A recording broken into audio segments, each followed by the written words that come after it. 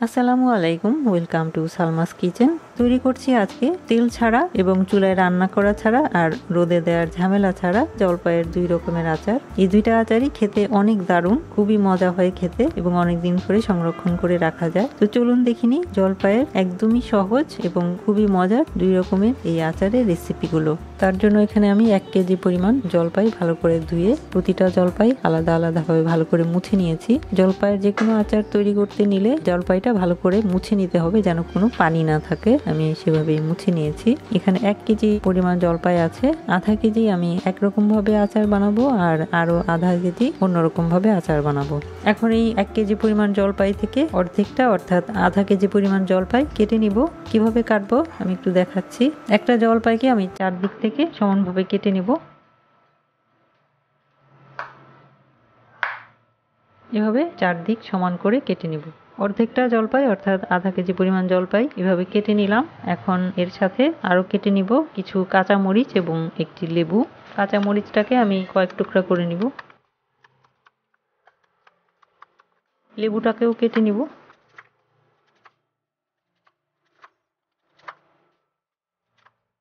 লেবুটাকে মাঝখান দিয়ে কেটে জলপাইয়ের মতো করে কেটে নিব।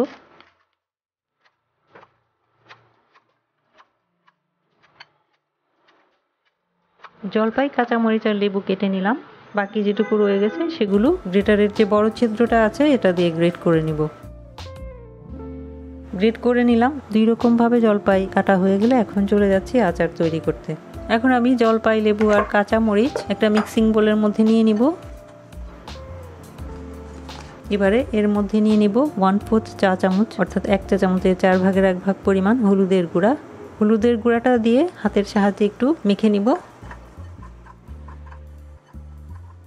মাখানো হয়ে গেলে একটি পরিষ্কার শুকনো বয়মের মধ্যে নিয়ে নিব।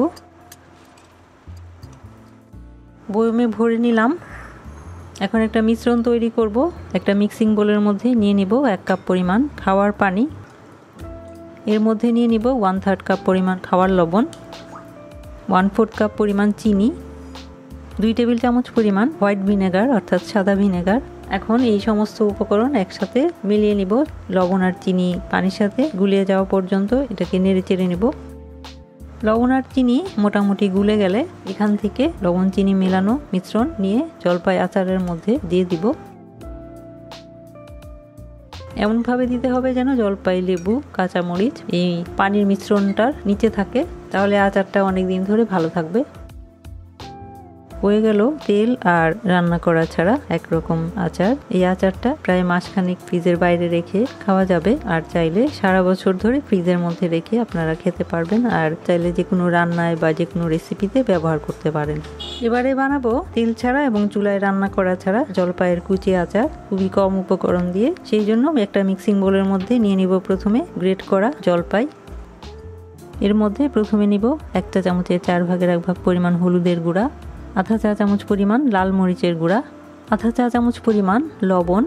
এবারে দিয়ে দিব 1 চা চামচের 4 ভাগের 1 ভাগ পরিমাণ বিট লবণ, 1 চা চামচ পরিমাণ চিলি ফ্লেক্স, 4 টেবিল চামচ পরিমাণ ভিনেগার এবং 1/4 কাপ পরিমাণ চিনি। এই আচারটা একটু মিষ্টি মিষ্টি হবে, মিষ্টির পরিমাণটা বেশি হলে খেতে বেশ ভালো লাগে। এখন চিনিটা গলে যাওয়ার জন্য কিছুক্ষণ নেড়ে চেড়ে নিব। এখনই অনেক সুন্দর ঘ্রাণ বের হচ্ছে।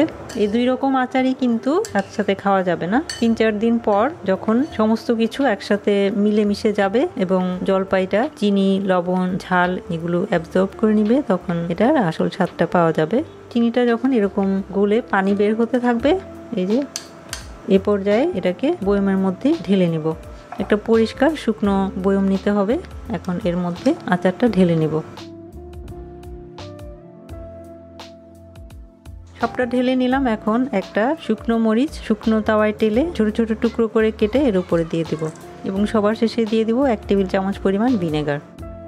হয়ে গেল জলপাইয়ের মিষ্টি কুচি আচার।